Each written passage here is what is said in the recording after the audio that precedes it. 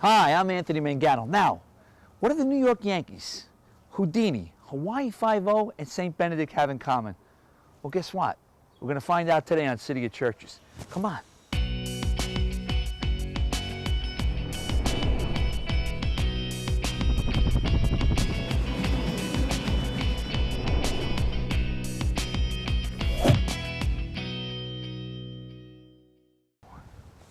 Hi, I'm Anthony Mangano, and today we're in Richmond Hill, Queens, in a neighborhood that's rich in history. Now, this area basically, a long time ago, was basically farmlands and forest.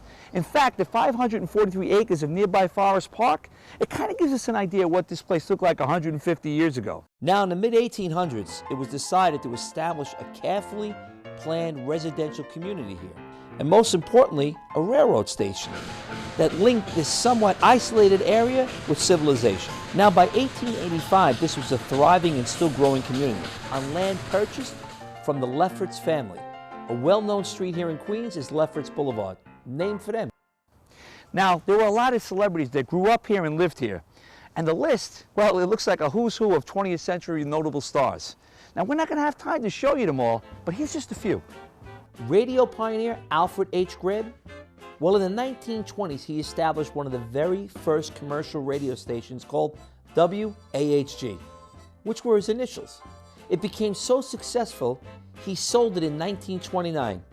Did you know that that station has remained on the air to this day, but with a different name? We know it now as WCBS News Radio 88.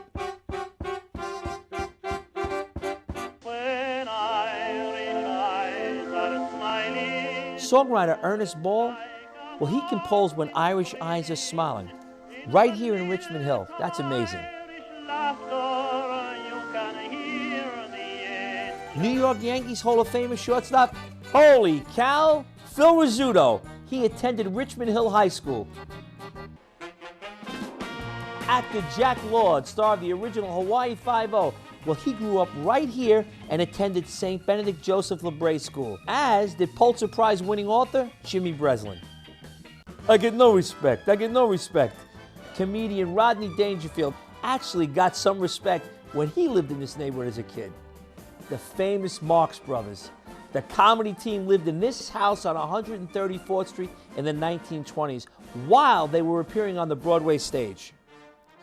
And get this, the greatest magician and escape artist that ever lived, Harry Houdini, is buried here in this nearby cemetery.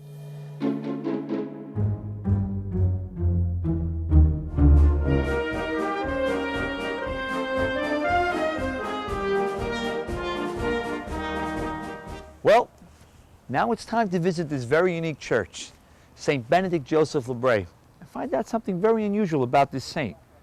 So don't go away.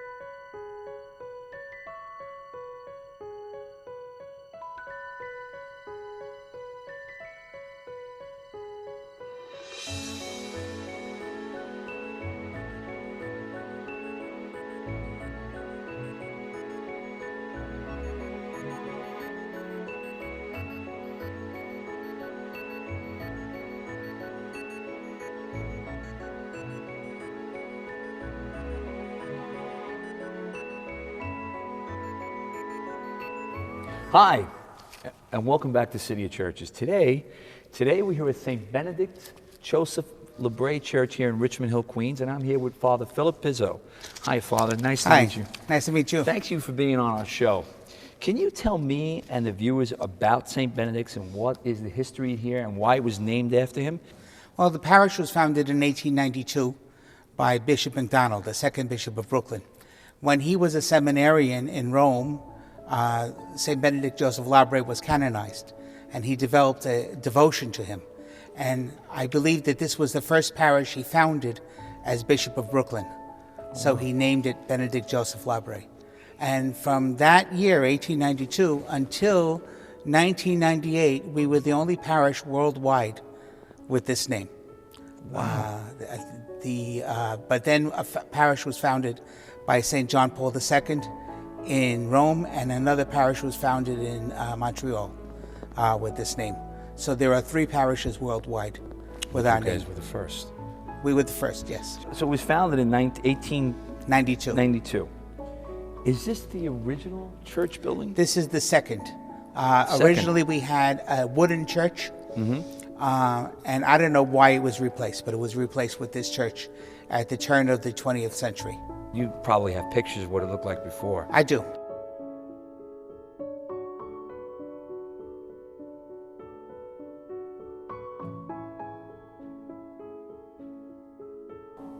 Who designed this church? Thomas Henry Poole, who was the same designer as St. Cecilia in Brooklyn. And if Okay. you look at this church from the outside and St. Cecilia from the outside, they look very similar. That's interesting. Do you know what kind of architecture he used? It's Romanesque, Romanesque. yes. Okay, I can see that. Sure, I can. Now, looking around at the church, I can see that. You know, certain pillars and stuff. That's really cool. I've seen that quite a lot too in certain churches. Father, can you tell us about the bell tower? The bell tower, of course, was built with the church, and it builds up from the old baptism room. You know, some churches had a separate room for baptism. I remember. Back in the days. I remember. So it was builds up from the old baptism room, but it was underwent major repair about 10 years ago. It was leaking, and water came into the swell part of our organ. Oh. So that was repaired about 10 years ago. You know, the first thing people notice coming in here, and I noticed they were beautiful. I had to get somebody to open a door for me. Are the front doors. Now, are they the original doors from the first church, or were they from the second church? They were just redone. Oh, okay. They were redone within months. How many people can sit in this church? 600. 600? Yes. Oh my God, that's amazing. It's deceiving. I would not think that 600 could fit in here. But now that you said it, I guess, yeah, that is amazing. 600, and there's not even a balcony. Well, I mean for the organ player, but yes. Can you give me like a list of you looking around and telling us what's been renovated, what's new, what's yes, old? I can. There, where is the statue of St. Benedict Joseph Labre, that statue used to be back in an obscure corner of the church. So we moved that here. The baptism font was there. So we made a baptism area back here. Oh, I see, yes. We opened that area, which is a very convenient area, both for baptisms. We bless on Palm Sunday, we bless the palm from there because it's right in the center of the people. And also when a casket comes in, we bless the casket from there. Okay. And we moved St. Benedict Joseph Labre here, facing the tabernacle, because he is known as the saint of the 40 hours, and he spent many hours in front of the Blessed Sacrament. I'd like for you, if you could, to explain to us, the viewers, the life, the biography of St. Benedict Joseph Labre. Yes. I got it right, see? Yes. He was born in Amet in France in the 18th century. He lived for 35 years. He was the oldest of 10 children, and he felt that he had a vocation to the religious life, to be in a monastery. So he asked his parents' permission to go into a monastery. They were not happy about it, but we have, like I said, we have a window of him kneeling in front of his parents, asking their permission. Then he tried to get into a number of monasteries, and he was rejected by all of them. And finally, he decided that his vocation was to be an itinerant, and he wanted to go to all the different shrines of Europe. So he ended up in Rome, and very often from Rome, during Lent, he would walk up to the city of Loreto, which is where the Holy House is. So that was his Lenten sacrifice, to walk to Loreto, to spend Holy Week in Loreto, and then to walk back. How far could that have been? I think it's about 200 miles. Wow. Yes, I'm guessing. But Wow, that's- Loreto is in the north of Italy, and Rome, we all know. 200 miles. Yes, he was of ill health, and he eventually died on the streets of Rome. But he always prayed in the church of Santa Maria ai Monti, and that's where he's entombed.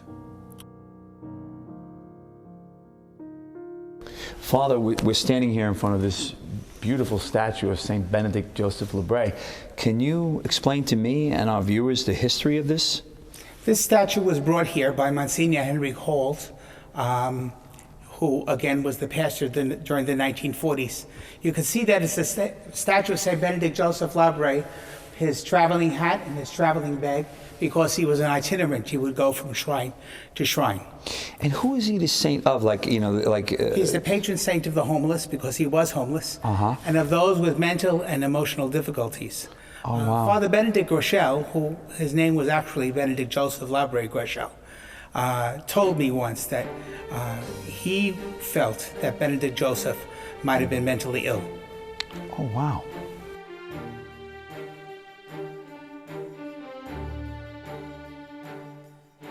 Can you tell us about the pipe organs here?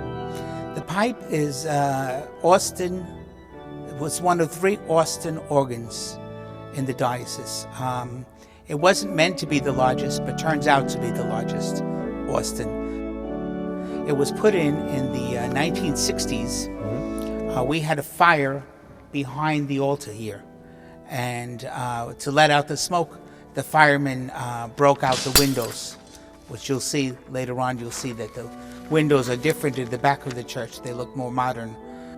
Do you have any favorite stained glass windows? Are there any favorites of yours? I have 2. I have this side. This is actually where the sun rises. And this side is the life of St. Benedict Joseph Labre. Okay. They're absolutely beautiful. Yeah. I could see that now. And you have different vignettes in those windows there of points in St. Benedict Joseph's life that are significant in his biography. Wow. That is. And I have 3 favorites on that side. 3? Yes. Oh, wow. Those are really amazing up there. That's a picture of the Last Supper in the center. Yes, I could see that. And the 8 windows to the side are the 8 archangels. Oh, really? Yeah, Michael. Okay, Raphael. Okay, I see it now. Yes. I find that, see, that to me, when I look at that, that's true art. For our church-going viewers, that's true art to me, because I am fascinated with stained glass. I think that took so much detail to do. Right. You know, and this is, of course, over 100 years old. 100 years old. I mean, today they can do things, so quick and so fast, but not like that. Well, you see a difference between these windows here and the newer windows from the 1960s over the organ. There's a vast difference between the quality of the stained glass. The colors in stained glass is a lost art. Yeah, that's what I mean. The colors, to me, when I look at this, it becomes a living art. It almost like it comes to life. Like you can look up at Jesus there, and it looks like he's almost alive. I mean, he's alive in all of his, but he's alive. But that in that stained glass and the Last Supper and the archangels, they look like they're coming to life. Correct. When the sun comes in. There in the second panel on the top window, you have a window of St. Benedict Joseph kneeling in front of his parents. He was asking their permission to enter religious life. Now he went and he tried to enter religious life, and he was rejected by a number of monasteries.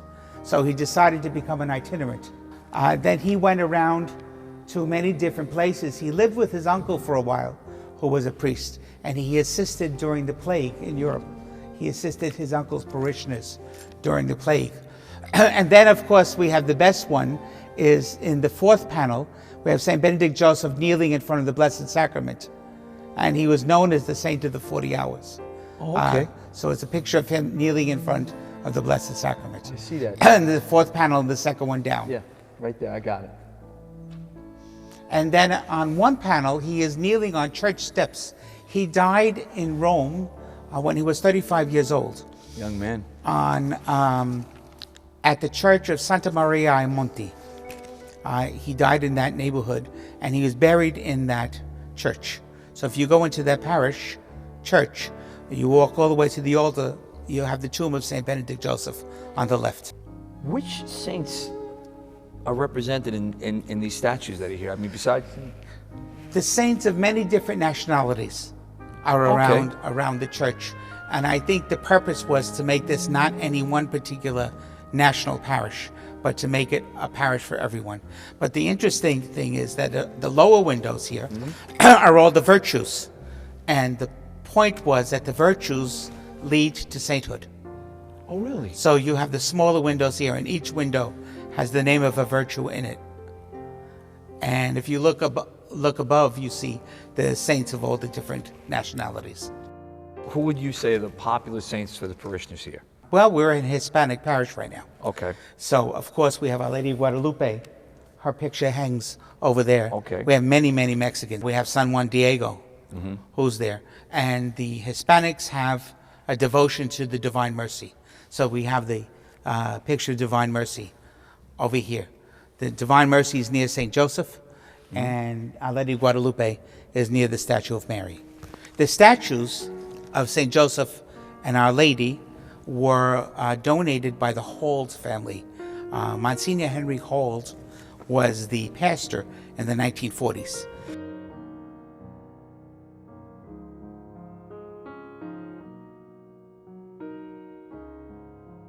What does this church, this building, mean to the parishioners?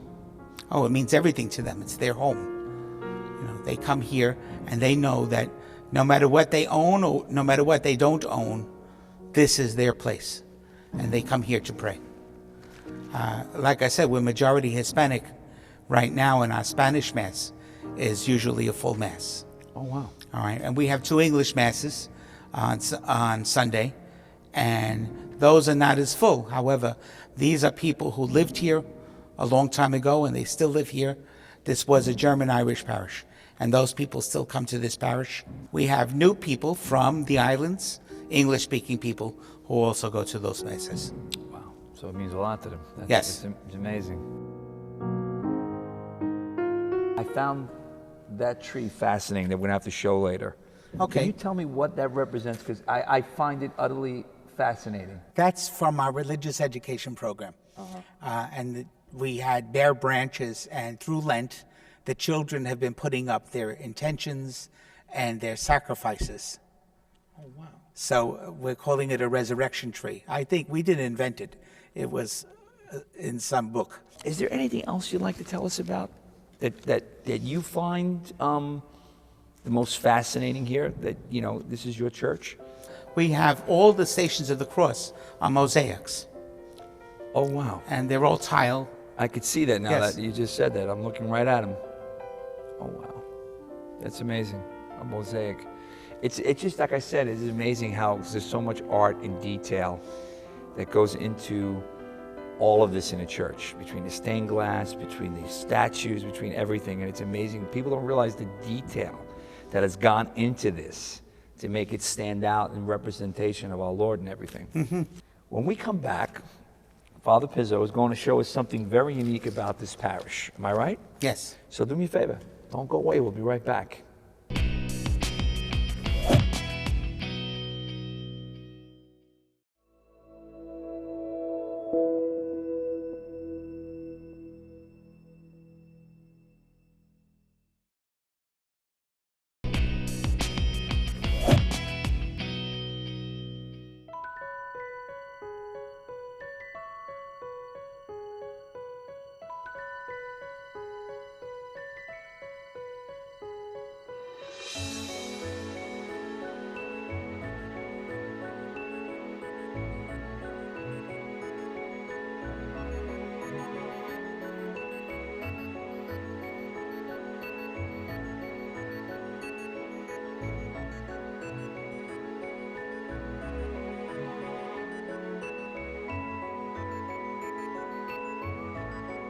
We're back, and we're here with Father Pizzo, who's going to explain some interesting artifacts here at St. Benedict's.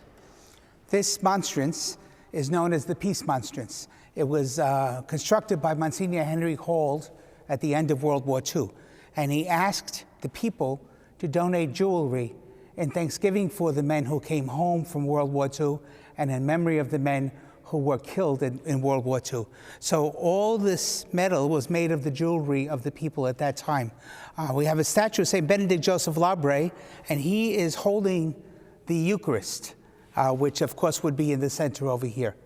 Down here you can see there's an inscription saying exactly what I just told you, that it was in memory of the people who were killed in the war and in thanksgiving for those who came home.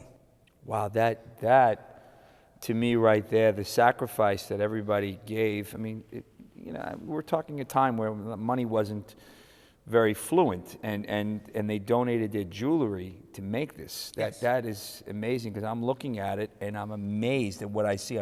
The viewers are getting a better angle of this than I am. I'm going to look at it later, but I could see the detail. Again, I say the detail that went into things like this that mean so much, that when I look at it, I always judge by what went into it, and the amount of time and the beauty went into it.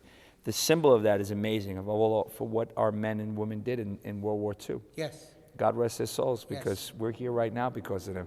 I think people forget that. Like, no one who wants war, but to step up and do something like that is amazing to me. Yeah, my father was in World War II. Oh, wow. He's still alive. God bless my father. him. My father and mother are in their 90s, and my father was in World War II in the Pacific. Wow. Can you explain? Yes, this is a relic of St. Benedict Joseph Labre, and since we were the first church, this is the largest relic that churches have. It's from one of his bones. And we have veneration of the relic frequently. Every Wednesday after Mass, we have veneration of the relic with his litany, a litany that was written right here in this parish and approved by the church. We also have the litany recited in Spanish on Thursday nights, and frequently when we have any public prayer, like for example during Lent, on Wednesday nights we have Holy Hour, and when we have public prayer, this relic is taken out. Also, we have exposition of the Blessed Sacrament every Thursday all day, from the 9 o'clock Mass until 7:30 at night. And his bone, that's part of his bone in there. Yes. Right? Wow. You guys can see this, right? And finally, we have our cross, which hangs in the church. There used to be a large wooden cross there, and this cross, which was the original cross of this church, this cross was hanging in the gym. Now, I don't know why somebody did that, but we restored the cross back to the center. It was hanging in the gym. In the gym. I guess over the years, things changed, and people do things and not realizing they means anything, and then they come back here. It's amazing, because I think it fits better over here than in the gym. I think so too. I'm not knocking the gym, but I think this is where it belongs. Yeah. And the tabernacle was also donated by the Holt family, Monsignor Henry Holt's family. Oh wow, beautiful altar, and it's beautiful church and beautiful cross. Father, I want to thank you. Well, thank you for coming. Showing us all this great artifacts, your beautiful church, and thank you so much for being on City of Churches with us. Father, if they have any other questions about this beautiful church, how can they get in touch? Is there a website? We have a website. It's www.stbenedictjosephLabre with ST as saint.org. And at the website also, of course, you can get the address of the parish and the phone number. We're also on Facebook, and there's a reference to Facebook on the website. Again, I want to thank you so much for sharing everything with us. I hope you learned something, because I sure did.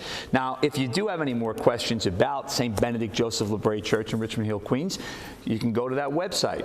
Now, if you have any questions about us in City of Churches, or you'd like to recommend a church, you can visit us at our website at netnewyork.net, or you can follow us on Facebook or Twitter, or you can write into us at 1712 10th Avenue, Brooklyn, New York. Until next time, I'm Anthony Mangano with City of Churches. Father, again, thank you for being here with us and showing us. Please tune in and see us real soon. Until next time, I'm Anthony Mangano, and God bless you.